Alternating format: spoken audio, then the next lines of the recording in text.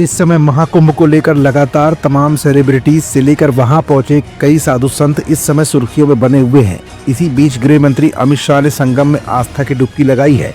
मौनी अमावस्या में 13 करोड़ से भी ज्यादा श्रद्धालु पहुंचने की आशंकाओं के बीच कुंभ में चल रही व्यवस्थाओं को लेकर कई तरह के सवाल समाजवादी पार्टी के मुखिया अखिलेश यादव ने पहले भी उठाए थे, लेकिन इस बार अखिलेश ने व्यवस्थाओं को लेकर जब सवाल उठाए तो यूपी सरकार के डिप्टी सीएम ब्रजेश पाठक को ये बात क्यों खटकने लगी। अखिलेश यादव के जवाब में अचानक ब्रजेश पाठक ने ऐसा क्या कहा जो सपा के कार्यकाल में कुंभ की अव्यवस्थाओं का जिक्र कर गया।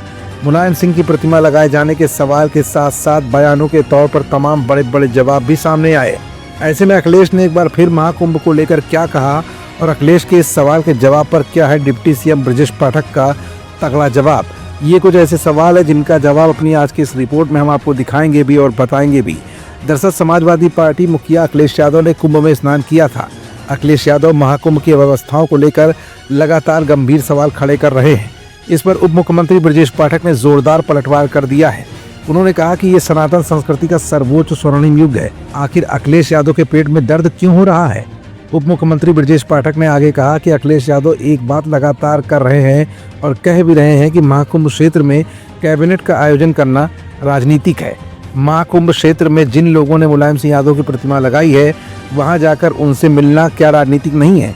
क्या ये महाकुंभ का राजनीतिकरण करना नहीं है? उन्होंने कहा कि भारतीय राजनीति में द्विरंगी नीति जनता स्वीकार नहीं करती है।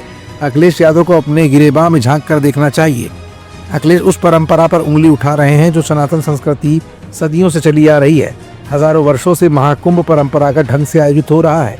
ब्रजेश पाठक ने आगे कहा कि जहां तक सपा मुखिया महाकुंभ की व्यवस्थाओं पर सवाल उठा रहे हैं तो बताना चाहता हूं कि सपा कार्यकाल में जब महाकुंभ का आयोजन हुआ था तब किस तरह की व्यवस्थाएं थी। गंदगी का अंबार लगा हुआ था, भगदड़ में कई मौतें हो गई थी। उनको लेकर अखिलेश यादव के पास जवाब नहीं है। फिलहाल अखिलेश यादव को ब्रजेश पाठक ने समाजवादी पार्टी के कार्यकाल की याद दिलाकर महाकुंभ में व्यवस्थाओं को पूरी तरह से ठीक बताया है। यही नहीं, इतने बड़े आयोजन और मौनी अमावस्या पर श्रद्धालुओं के आगमन को लेकर विपक्षी विरोध और बयानों के बावजूद भी प्रदेश की योगी सरकार महाकुंभ को सफल बनाने में दिन रात जुटी हुई है।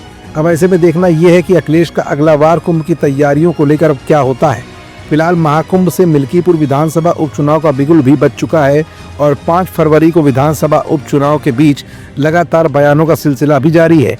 जहां एक तरफ प्रयागराज में कुंभ के दौरान लौट रहे श्रद्धालु अयोध्या के दर्शन के साथ साथ योगी सरकार को मिल्कीपुर विधानसभा सीट पर हिंदुत्व की जीत की तरफ आश्वस्त करते दिख रहे हैं, तो वहीं अब एक हफ्ते के अंतराल के बीच चुनाव की आहट और महाकुंभ में चल रहे बयानों के बीच योगी सरकार की अगली तैयारी क्या है, ये भी विधानसभा उपचुनाव के निर्णय के बाद सामने आ ही जाएगा।